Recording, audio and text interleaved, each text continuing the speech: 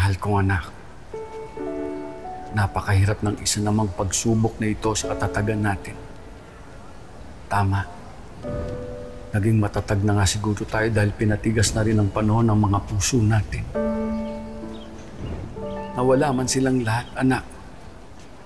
Ipinagpapasalamat ko pa rin sa Diyos na andyan ka pa rin. Hindi mo ako pinababayaan habang naghihintay ako ng hustisya. Ikaw ang lakas ko, Marie Chris. Sabay pa rin tayong mananalig. Sanggang dikit tayo, di ba?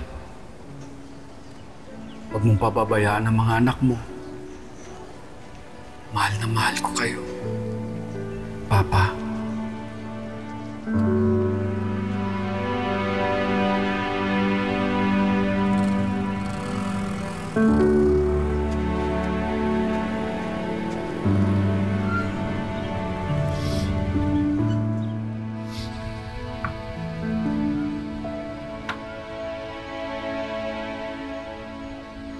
Sabi na ni tatay, namimili ka lang daw ng tutulungan mo.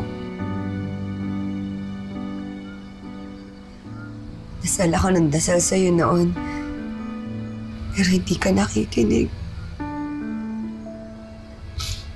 Ayaw mo ba talaga akong piliin?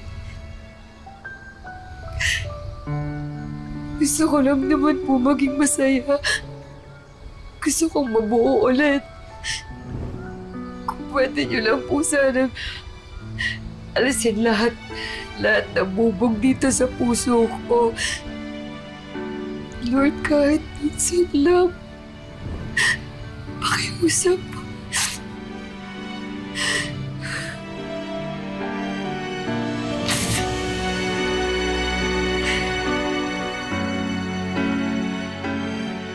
Ano yung mga aral pinakamabigat, yung dinadala mong aral dyan sa mga pinagdaanan mo sa buhay mo? Ano po, na magpakatatag lang po at mag-pray lang po kay Lord.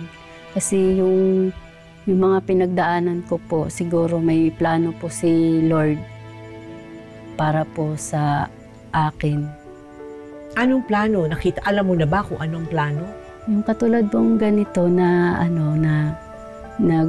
nagbabasakali po ako na magpakailanman, tapos sa wish ko lang na pinagdadasal ko po sa Panginoon na sana po mapili po ako sa kwento ng buhay ko para po yung papa ko matulungan ko po sa hinaharap po niyang pagsubok. Ang papa mo ang gusto mong matulungan. Ilang taon na ngayon ang papa mo? Magsi-69 na po sa November 21. Chris, maraming salamat ha.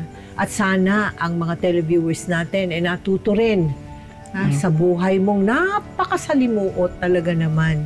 Pero tama ka, hindi dapat nawawala ng pag-asa. Habang may hininga, no? May pag-asa. Lalong-lalo na kung ikaw ay marunong manalangin sa Panginoon. Tama po. Sabi nga ng isang quotation, what does not kill you makes you stronger. Ibig sabihin po niyan, kahit ano pa ang dami at bigat ng problema mo, ng mga pagsubok na pinagdadaanan mo, kailangan manatili kang matatag at hindi ka magpapatinag. Sa halip na sisihin ang inyong kahirapan o ang ibang tao o di kaya ang Diyos.